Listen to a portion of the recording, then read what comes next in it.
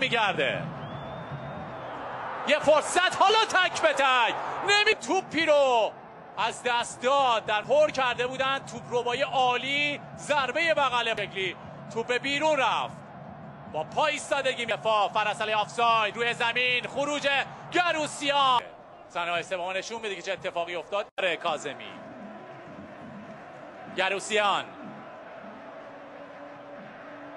مار به هم ریخت، اما مربی موفق مربی هستش که در شرایط سخت بتونه وضعیت رو به سود تیمش عوض بکنه. این میاده تو در یه بار که تک به تک بشه، بیرون میاد گروسیان. بیانگر موضوعی است که قطعا به سود استقلال تهران خواهد بود. گلزنی رو گرفت از عیسی کثیر. نبرد هوایی رو سرخپوشان لحظه‌ای بردند، میارن روز توپ برای آلیشا، سربالا با دقتی که انتظار بیشتری داشتیم از آلیشا. توپ رو گرفت گروسیان، سریعا بازی رو آغاز میکنه. پرسپولیس باید حواسش به شروع مجددهای در برابرش قرار گرفتن. اورونوف مسیرش رو عوض میکنه، ضربه رو میزنه در حالی که وضعیت سختی برای او وجود داشت. و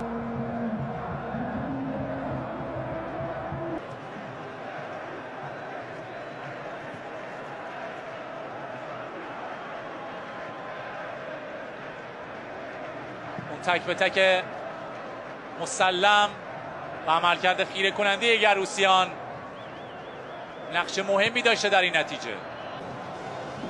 عبدالکریم حسن نشون میده میخواد شوت بزنه، میزنه. ایستادگی تحسین برانگیزه فرزین گروسیان.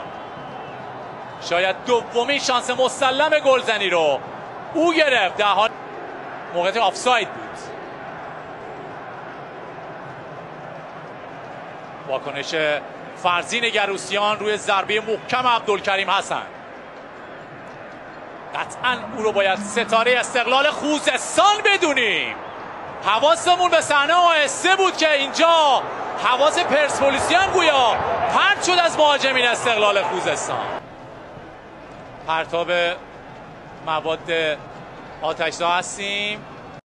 فوتبالیش باشه. عبدالکریم حسن میفرسته، کسی نیست در اون فضا که دروازه استقلال خوزستان رو باز بکنه و توپ در دستان گروسیان آروم میگیره تا یه بازیکن از استقلال خوزستان باز هم روی زمین بیفته.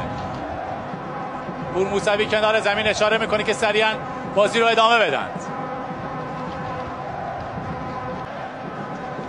ترابی ضربه رو میزنه، توپ با اختلاف کم از کنار دروازه بیرون میره. اشاره داوری است که توپ خورده به دست مدافع دروازه‌بان استقلال خوزستان و اعلام کرنر می زمین افتاده.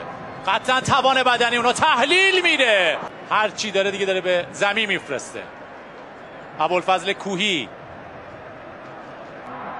یه ضربه دیگه تو بیمار در دستان گروسیان قرار میگیره.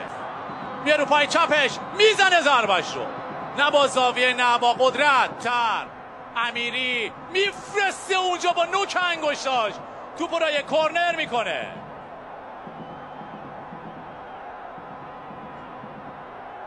تو ورزشگاه هیچ کس ایستاده نیست، نشسته نیست و واقعا حرکت آلیشا یه جایی میفرسته که